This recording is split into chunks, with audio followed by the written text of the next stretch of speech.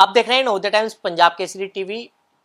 Operation Sindoor की सफलता के बाद और पाकिस्तान की नापाक हरकत के बाद भारत सरकार की तरफ से 7 डेलीगेशन अलग अलग देशों में भेजे गए थे, जिसके बाद अब उनकी वापसी भी जो है वो हो रही है। हमारे साथ राज्यसभा सांसद विक्रमजीत सिंह सानी हैं। सानी साहब, पहले तो आप वापसी आए हैं और बंगला साहिब में माथा टेका है, की कहोगे कि किस तरीके का आपका एक्सपीरियंस रहा है विदेश दौरे का? ਅਸੀਂ ਭਾਰਤ ਸਰਕਾਰ ਵੱਲੋਂ ਕਤਰ, ਸਾਊਥ ਅਫਰੀਕਾ, ਇਥੋਪੀਆ ਔਰ ਇਜਿਪਟ ਸਾਰੇ ਇਹ ਅਰਬ ਅਫਰੀਕਾ ਕੰਟਰੀਜ਼ ਦਾ ਦੌਰਾ ਕਰਕੇ ਅੱਜ ਹੀ ਸਵੇਰੇ ਆਪਣੇ ਤੇ ਅੱਜ ਮੈਂ ਗੁਰਦੁਆਰਾ ਸ਼੍ਰੀ ਬੰਗਲਾ ਸਾਹਿਬ ਨਤਮਸਤਕ ਹੋਇਆ। ਉਸ ਅਕਾਲ ਪੁਰਖ ਵਾਹਿਗੁਰੂ ਦਾ ਸ਼ੁਕਰੀਆ ਅਦਾ ਕਰਨ ਲਈ ਕਿ ਸਾਨੂੰ ਉਹਨਾਂ ਨੇ ਬਲ ਉਦਮ ਬਖਸ਼ਿਆ ਕਿ ਅਸੀਂ ਦੁਨੀਆ ਦੇ ਸਾਹਮਣੇ ਸੱਚ ਰੱਖ ਸਕੀਏ, ਭਾਰਤ ਦਾ ਪੱਖ ਰੱਖ ਸਕੀਏ। ਭਾਰਤ ਦਾ ਜੋ ਨੌਨ ਵਾਇਲੈਂਸ ਦੀ, ਨੌਨ ਅਲਾਈਨ ਮੂਵਮੈਂਟ ਦੀ ਟਰੀਟੀ, ਕਿਉਂਕਿ ਇਹ ਸਾਰੇ ਹੀ ਮੁਲਕ ਬੜੇ ਇੰਪੋਰਟੈਂਟ ਨੇ। ਕਤਰ ਮਿਡਲ ਈਸਟ ਦਾ ਜਿਊਲ ਕਿਹਾ ਜਾਂਦਾ। ਸਾਊਥ ਅਫਰੀਕਾ ਸਾਡੇ ਮਹਾਤਮਾ ਗਾਂਧੀ ਜੀ ਗਏ, ਨੈਲਸਨ ਮੰਡੇਲਾ, ਉੱਥੋਂ ਹੀ ਸਾਰਾ ਇਹ ਜਿਹੜਾ ਹੈ ਨੌਨ ਵਾਇਲੈਂਸ ਦੀ ਮੂਵਮੈਂਟ।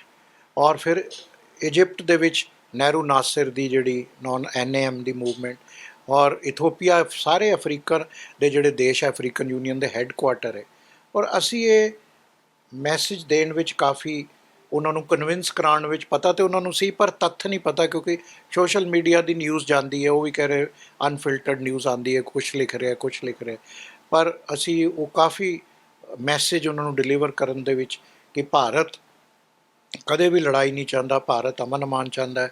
ਭਾਰਤ ਨੇ ਇਹ 8-10 ਕੰਮ ਪਿਛਲੇ 2 ਦਹਾਕਿਆਂ ਦੇ ਵਿੱਚ ਪਾਕਿਸਤਾਨ ਨਾਲ ਦੋਸਤੀ ਕਰਨ ਲਈ ਕੀਤੇ। ਭਾਵੇਂ ਅਟਲ ਬਿਹਾਰੀ ਵਾਜਪਾਈ ਜੀ ਬੱਸ ਲੈ ਕੇ ਗਏ, ਭਾਵੇਂ ਫਿਰ ਡਾਕਟਰ ਮਨਮੋਹਨ ਸਿੰਘ ਨੇ ਕੋਸ਼ਿਸ਼ ਕੀਤੀ, ਫਿਰ ਪ੍ਰਾਈਮ ਮਿਨਿਸਟਰ ਮੋਦੀ ਹੁਣੇ ਜਦੋਂ ਅਫਗਾਨਿਸਤਾਨ ਗਏ ਅਨਸ਼ੈਡਿਊਲ ਟ੍ਰਿਪ 'ਤੇ ਲਾਹੌਰ ਰੁਕੇ, ਉਹ ਪ੍ਰਾਈਮ ਮਿਨਿਸਟਰ ਨੂੰ ਉੱਥੇ ਮਿਲ ਕੇ ਆਏ।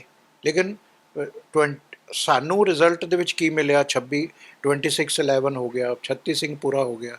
ਪਹਿਲੇ ਕਾਰਗਿਲ ਵਾਰ ਹੋ ਗਈ, ਅਟਲ ਬਿਹਾਰੀ ਵਾਜਪਾਈ ਜੀ ਮੁੜੇ ਹੀ ਅਤੇ ਉਹ ਮਹੀਨਾ ਨਹੀਂ ਪਰਤਿਆ, ਮਹੀਨਾ ਨਹੀਂ ਲੰਘਿਆ। ਅਤੇ ਇਹ ਸਾਰੇ ਜਿਹੜੇ ਹੈ ਇੰਸੀਡੈਂਟ, 36 ਸਿੰਘਪੁਰਾ 'ਚ ਸਾਡੇ ਸਿੰਘ ਸ਼ਹੀਦ ਹੋ ਗਏ, ਪੁਲਵਾਮਾ ਅਟੈਕ, ਹੁਣ ਪਹਿਲਗਾਮ ਵਾਲਾ, ਅਤੇ ਬਹੁਤ ਹੀ ਜਿਹੜਾ ਹੈ ਬੇਕਸੂਰ ਲੋਕਾਂ ਨੂੰ, ਟੂਰਿਸਟ ਉੱਥੇ ਵਿਚਾਰੇ ਗਏ, ਉਹ ਕਸ਼ਮੀਰ ਦੀ ਇਕੋਨਮੀ ਨੂੰ ਪ੍ਰਫੁੱਲਿਤ ਕਰ ਰਹੇ। ਸਭ ਤੋਂ ਜ਼ਿਆਦਾ ਨੁਕਸਾਨ ਮੈਂ ਸਮਝਦਾ ਕਸ਼ਮੀਰੀਆਂ ਦਾ ਹੋਇਆ, ਜਿੱਥੇ ਹੁਣ ਪਿਛਲੇ 5-6 ਸਾਲਾਂ ਤੋਂ ਬਹੁਤ ਗਹਿਮਾ ਗਹਿਮੀ ਸ਼ੁਰੂ ਹੋ ਗਈ ਸੀ। ਭਾਰਤ ਸਰਕਾਰ ਨੇ ਵੀ 10,000 ਕਰੋੜ ਦਾ ਇਨਫਰਾ 'ਚ ਇਨਵੈਸਟਮੈਂਟ ਕੀਤਾ।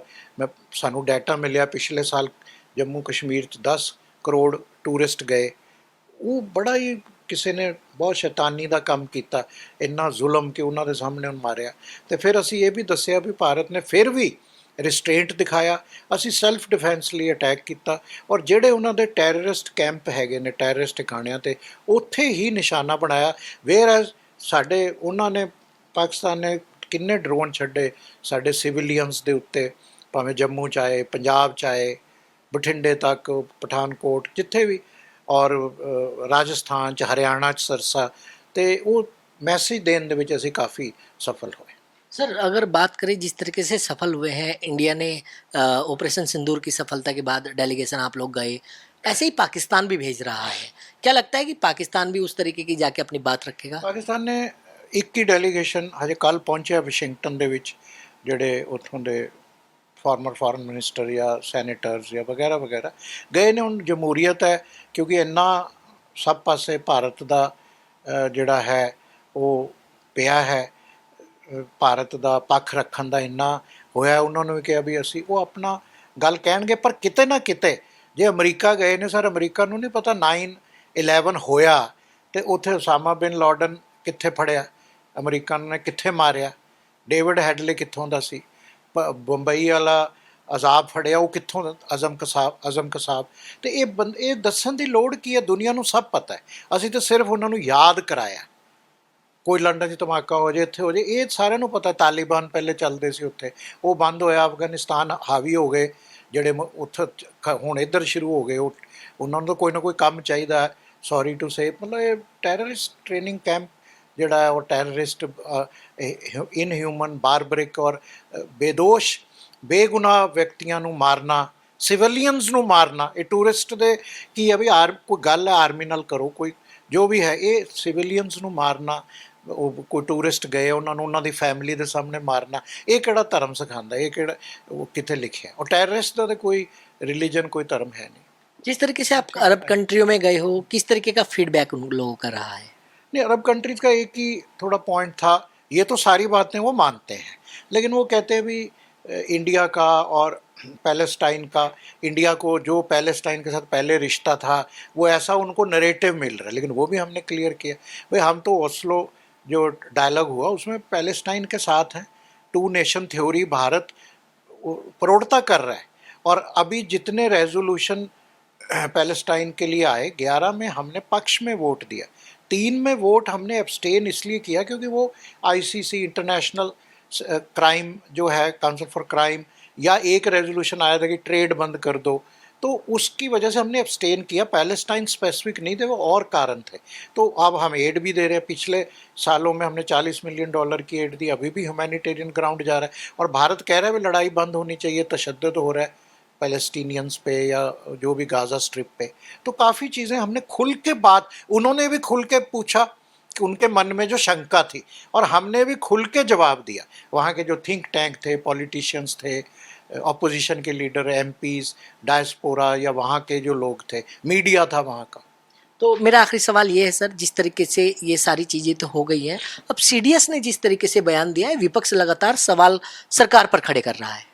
नहीं, सीडीएस तो देखो शंघाई डायलॉग था, वहाँ पे अपने आर्मी के उन्होंने यही कहा भी जब जंग होती है, उनको स्पेसिफिक पूछा जहाज़ कितने गिर गए क्या, अब वो उन्होंने कहा भी जंग होती है तो सभी तरफ, दोनों तरफ नुकसान होता है। अब इसमें क्या कह दिया, उसका हम वो बाल की जो है खाल की बाल निकाल रहे हैं, मतलब ठीक है यार, वो अब जंग में नुकसान दोनों का होगा।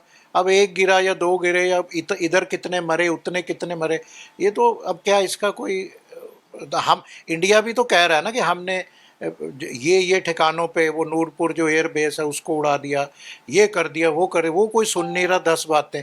वो सीडीएस ने कह दिया कि हाँ भाई नुकसान दोनों का होता है, या हमारा भी कुछ नुकसान हुआ है, इस बात को पकड़ के ले रहे हैं। इंडिया ने तो इतने प्रूफ दे रखे हैं ना कि हमने क्या क्या, जो 3 टेररिस्ट कैंप यूएन ने डिफाइन तो 55 करे, उसमें 3 जो थे उस पर भारत ने अटैक किया, वो सारी दे हुई है।